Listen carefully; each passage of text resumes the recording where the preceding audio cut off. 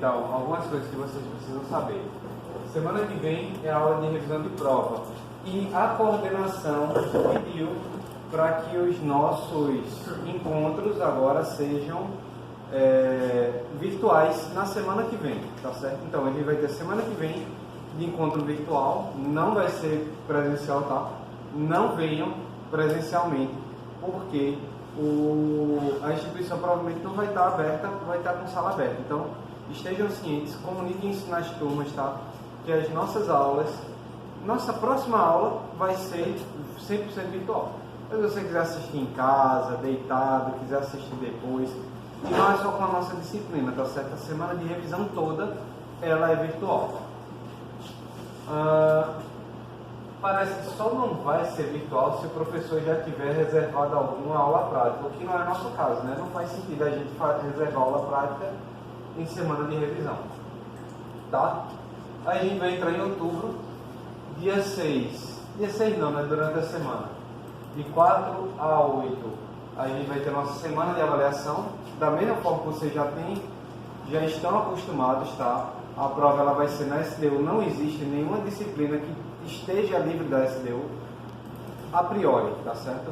Então, provavelmente a posteriori, no início do semestre que vem, nós vamos estar voltando com as avaliações tradicionais, que elas são presenciais, prova escrita, mas a priori a gente vai estar submetido à SDU. A prova de vocês, ela já está pronta, já está submetida, ela está bem fácil, tá? Teve alguns bugs de tabulação, tá certo? Eu vou explicar para vocês depois o que é, mas não considere os bugs de tabulações no código, tá? Porque toda vez que eu colocava o texto lá, ele desformatava, tá certo? A ferramenta acabava desformatando. E aí, feito isso, semana seguinte, tá? Dia 13, a gente vai ter a nossa semana de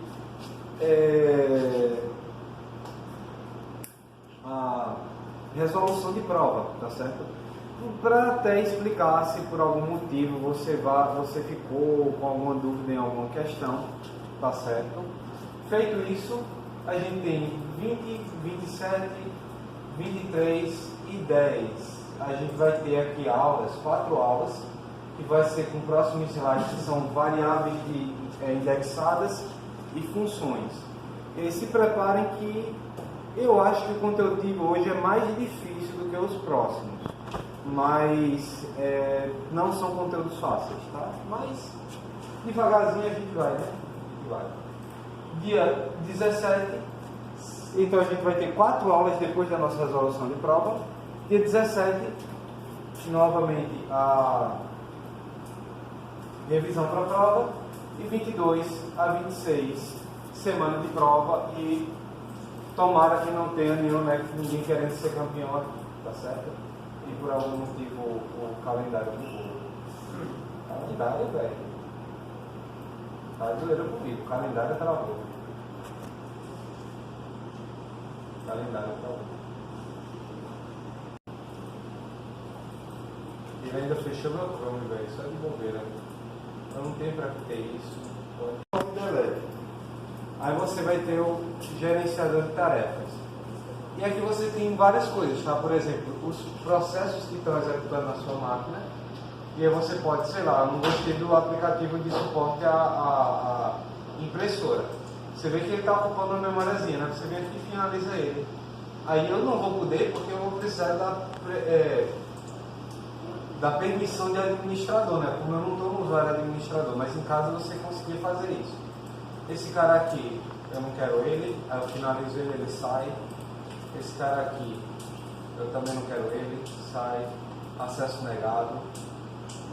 E aí por aí vai, tá certo? Você vai ver tudo que está executando na sua máquina. Não tira esse negócio aqui, ó, o processo do Windows, você não mexe, tá? Porque provavelmente é alguma coisa que está, inclusive, ó, sistema, shell, system. Aí tem outras coisas aqui, desempenho, histórico de aplicações, inicialização, usuários, detalhes e tal. Tem muita coisa aqui bacana para mexer, tá certo? Dúvida tirada? O próximo calendário já ficou bem mais rápido. Então se liguem que a aula de hoje é de extrema importância para que a gente resolva bem a prova, tá? A prova da semana que vem, a prova ela Na verdade, se você já está fazendo os exercícios das nossas aulas, então a prova você vai tirar de letra, porque os exercícios são mais difíceis do que a prova, tá certo? Então, eu tenho esse hábito de pegar pesado nos exercícios e maneirar um pouco mais na prova, porque eu tenho consciência de que essa disciplina, ela não é uma disciplina essencial para vocês, tá certo? Ela é uma disciplina de apoio, tá certo? Deixa eu ver se tem mais algum recado para vocês. Semana que vem, obrigatoriamente, ela é virtual, então ninguém vem. O que mais? Não, acho que é só isso mesmo. Viu isso, tá certo? A gente viu a entradas de dados, entradas e saídas de dados. A gente viu desvio de fluxos com if, elif, else. E a gente viu também nossos laços de repetição, tá certo? Então, por exemplo, eu vou ter entradas e saídas, que a gente já discutiu sobre isso. Tá? Em computação, a gente trabalha com quatro tipos básicos primitivos, que são eles. Aê, decorou. Ponto flutuante, inteiro e valores lógicos, verdadeiro ou falso. Mas valeu, merece um ponto. Então aqui. Toma o seu ponto. Uma coisa tá importante, as entradas no meu sistema por padrão são string, tá certo? Eles só são diferentes disso se tá guardando os pontos, é? Vai guardando mesmo. Cobre mesmo, pode cobrar. Mas tem que ser 200. E aí, com um ponto, se você pegar fedorento na sala e você me entrega um ponto, eu assumo a culpa por você, tá certo? E aí, por definição, tá certo? As entradas são strings.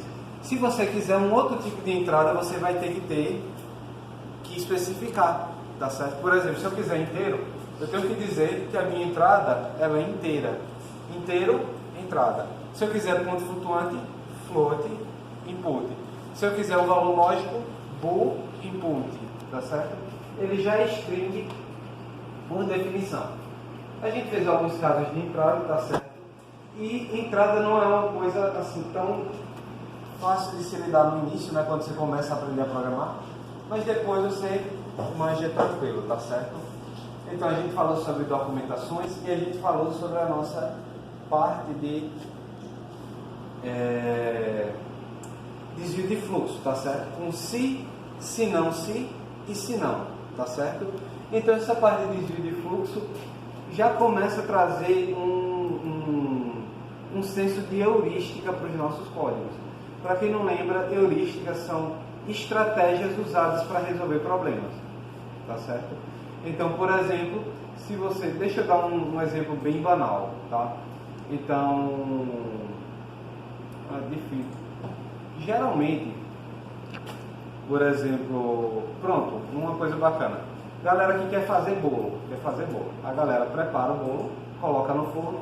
Quando é que sabe que ele está bom? Ele coloca um macarrão dentro do bolo. Se o macarrão sair seco, não é? Quer dizer que o bolo está bom. Isso é uma estratégia, tá entendendo? Então você faz isso, se acontecer uma coisa, ele está bom. Se não, ele está ruim e continua lá, tá certo? Então isso é heurística, é traçar uma estratégia para resolver o problema. Se essa estratégia faz sentido ou não, a culpa é do programador, tá certo? Geralmente, se a estratégia não fizer sentido, a resolução sai uma porcaria. Mas se a estratégia fizer sentido, ele vai dar bom, tá certo? Então, a gente também falou sobre essa questão de escopo global e local, que nas próximas aulas vai bater com muita força. Então, pegue muito bem esse conteúdo, porque tem algumas coisas de escopo local e global que são bem complicadinhas, tá certo? Então, o escopo global é onde o seu código executa e toda vez que eu desvio o meu fluxo, eu entro em escopo local, tá certo? Então, se eu der um se, eu desvio o fluxo, tá certo? Eu entro no escopo local. De maneira semelhante, tá certo? Eu também posso ter um escopo local dentro de outro escopo local, tá certo? Tanto que o exemplo que eu dei para vocês aqui de escopo global e local seria esse campus. Se eu quero, por exemplo, dar aula prática de programação para vocês, qual é o meu escopo global? O campus. Qual é o meu escopo local? Essa sala. Então, saio do meu escopo global, entro no meu escopo local, resolvo o problema e saio para o meu escopo global de novo, até finalizar minha aplicação, que é saindo do campus. Se der um problema nesse laboratório, a gente pega outro. Então, se esse laboratório estiver vago, usa esse. Se não, usa outro. Tá certo? A gente pode usar o laboratório lá de cima, tá certo? O laboratório 7, o 12. E aí, dentro desse escopo local, eu vou resolver meu problema, tá? Eu posso resolver meu problema no escopo global? Posso. Mas geralmente a galera resolve esse tipo de coisa no desvio, tá? Aqui é um exemplo, tá? Então vocês já viram isso algumas vezes. Vida que segue. A gente também viu o exemplo do se, né? Com questão de maioridade, controlidade. A gente tem um escopo global aqui, aí eu entro no meu escopo local e verifico se o cara é maioridade ou não, tá certo? De maneira semelhante, eu verifico se ele é menor de 12 anos de idade. Olha aí, rapaz, os caras são eficientes. Antes do problema acontecer, ele já chega ali. Nem sempre, não? Vai me dentro muito meio que acontece. Então, o que acontece? Acontece que é o seguinte, por exemplo, se eu colocar aqui idade como 15, ele não vai executar nada, porque ele não dispara nenhuma condição. E eu só entro no meu escopo local se a condição for verdadeira. Por exemplo, com 15 aqui, idade, que é 15, maior do que 17? Não, é falso. Ele é menor, a idade que eu coloquei 15 é menor do que 12? Não, também não.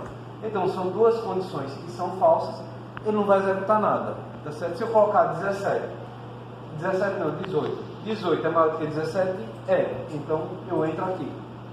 Se eu colocar 9 é maior do que 17? Não. 9 é menor do que 12? É, então eu entro aqui, tá certo? E de maneira semelhante eu tenho a Elsa, tá? O Elsa. Ela esse Elsa, ele vai executar se nada der certo. Se nada der certo. Então, se tudo der errado até aqui, ele vai executar obrigatoriamente. Se alguma coisa der certo antes, ele não executa. Tá certo? Ele é um cano de escape, uma saída de emergência. Tá certo? E ele vai ser usado baseado na estratégia que você achar mais relevante. Tá certo? A gente viu também que essa estratégia, ela pode ser falha ou não.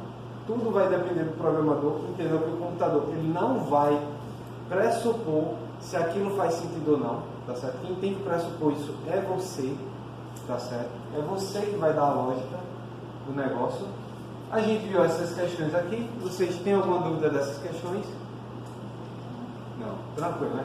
E agora a gente começa no terror, tá certo? Então, laços de repetições é o seguinte: ele é um escopo local que ele é criado e ele vai executar e vai ser repetido até que o seu problema seja resolvido, tá certo? Pegando, por exemplo, o caso da culinária, tá? Se você quer, por exemplo, fazer uma calda, você coloca o açúcar na panela, vai colocar alguma coisa que você queira, mas você vai ficar mexendo, e aí vai depender tudo das condições do processo. Calor, o calor, o material da frigideira, o tamanho da chama, ou qualquer outro aditivo que você venha usar, tá certo? Tudo isso vai influenciar no processo. Mas você vai executar aquilo repetidamente, ou mexer, né? Até que ela atinja o ponto que você deseja. Tá certo? Se ela não atingir, você vai continuar mexendo. Se ela passar do ponto, você vai quebrar o laço e não faz mais sentido você continuar a executar. Tá certo? Então seria que isso aí é importante. Então, como funciona o nosso laço de repetição? Veja só, eu vou ter uma palavra, while, que ela significa enquanto alguma coisa estiver acontecendo. E aí eu vou ter uma condição. Depois dessa condição eu vou ter dois pontos. E aí ele vai iniciar um escopo local, igual ao if, tá certo? Eu vou fazer, por exemplo, procedimento 1,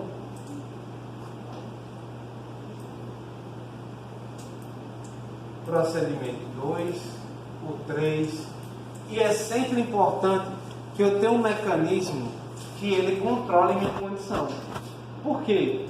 Se a minha condição não for controlada, eu nunca vou sair desse laço, tá certo?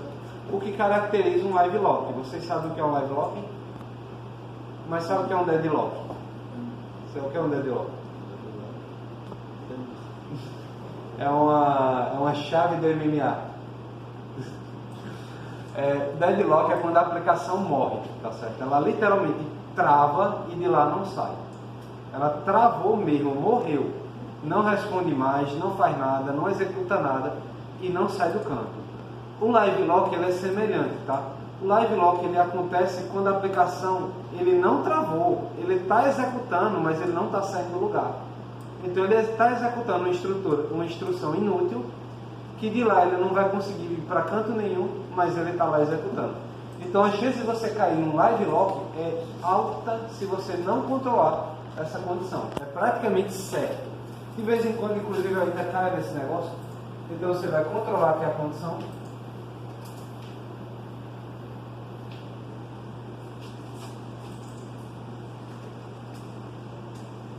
E aí depois você vai sair do laço, tá? Aqui, finalizar. O que vocês têm que saber, tá certo? É que se eu sair da minha tabulação, ou seja, esse espaço aqui, o programa interpreta que eu saí do escopo local.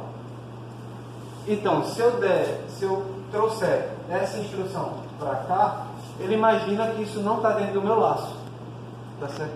Só está dentro do meu laço o que está tabulado, tá certo? E aí, vamos executar alguns exemplos, tá? Eu tenho 2 slides iguais por algum motivo, mas vou deletar isso aqui. Então, observa só. Sim, outra coisa, eu também tenho o critério de parada brusca. Se alguma coisa acontecer, é a parada de emergência, tá certo? Se alguma coisa acontecer, eu ativo a parada brusca, ele literalmente força que eu saia do laço, tá? Ele é usado com a palavra break. Não é breakdance não, é realmente quebrar, tá certo? Então, se o meu código bater no break, ele encerra o meu laço obrigatoriamente. Geralmente ele tem um if antes, tá? If alguma coisa,